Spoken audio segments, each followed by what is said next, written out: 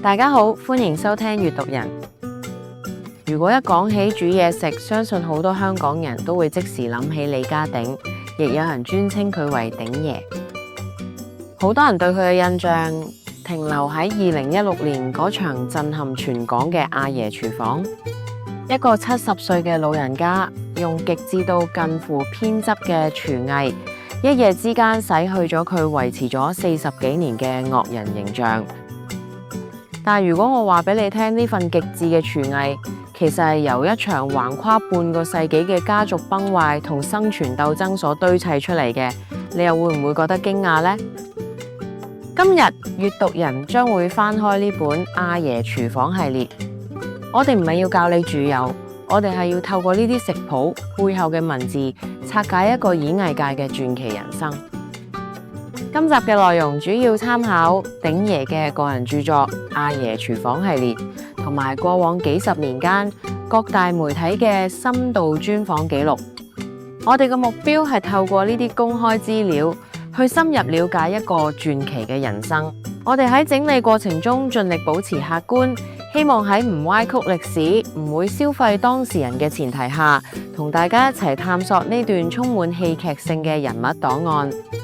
如有疏漏，亦歡迎各位喺留言區補充更正。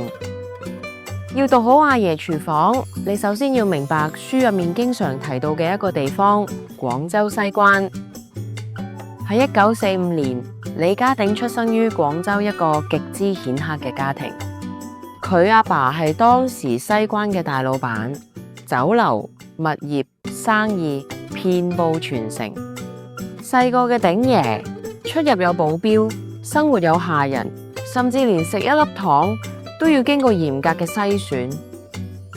呢種西關大少嘅基因係佢後來所有偏執嘅源頭。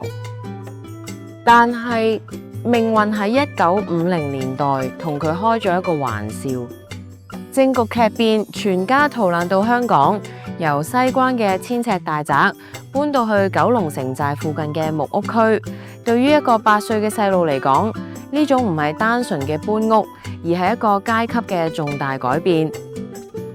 喺阿爺廚房嘅序言入面，鼎爺好少提到呢段苦難，但佢提到咗一點，佢阿爸對食嘅要求並冇因為生活環境嘅變遷而下降。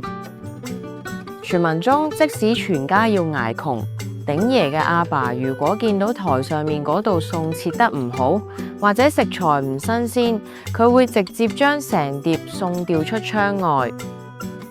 呢種近乎病態嘅堅持喺小小的李家鼎心中種下咗一個恐懼。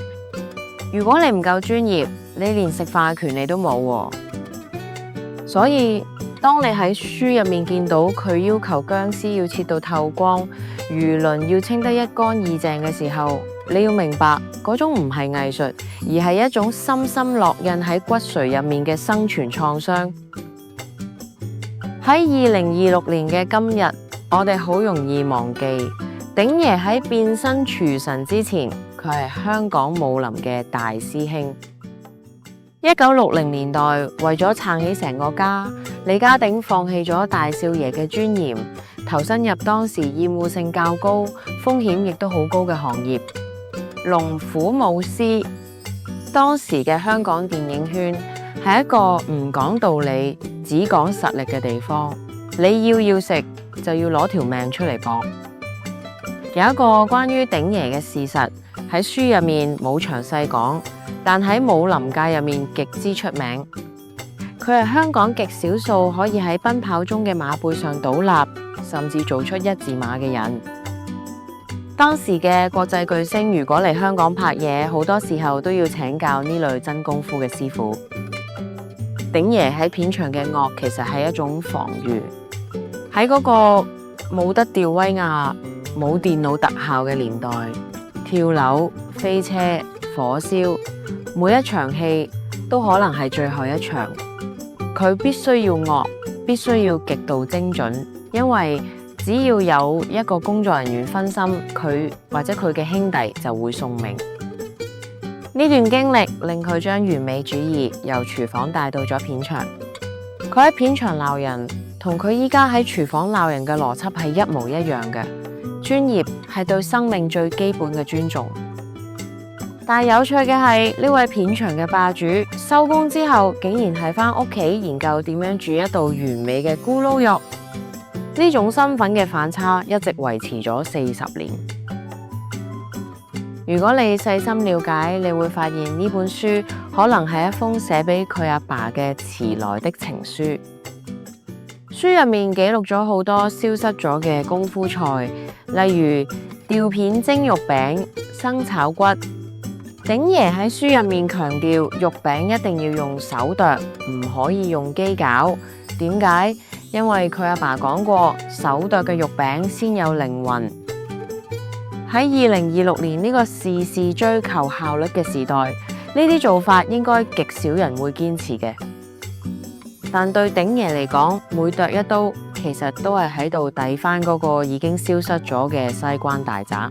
佢喺書入面寫嘅唔係食譜，而係一種秩序。我哋喺了解佢背景嘅時候，發現咗一個細節。鼎爺喺電視上面雖然表現得好自信，但佢喺私下訪談提到過，佢一生最遺憾嘅係佢阿爸喺佢真正成名之前已經過咗身。所以當你見到佢喺節目入面因為個細路唔識攞筷子而大發雷霆嘅時候，你唔好以為佢只係脾氣臭，佢係喺度守護住佢阿爸留低落嚟，仲同以前有關聯嘅野規矩。呢本阿爺廚房系列其實係李家鼎用咗70年時間去完成嘅一個回歸儀式。佢要用呢啲菜式話俾全世界聽，李家嘅大少爺雖然經歷過戰亂、貧窮同埋片場嘅廝殺，但最後佢依然擁有一份冇人可以奪走嘅貴氣。由商業角度拆解，李家鼎嘅成功係一個極之罕見嘅大器晚成個案。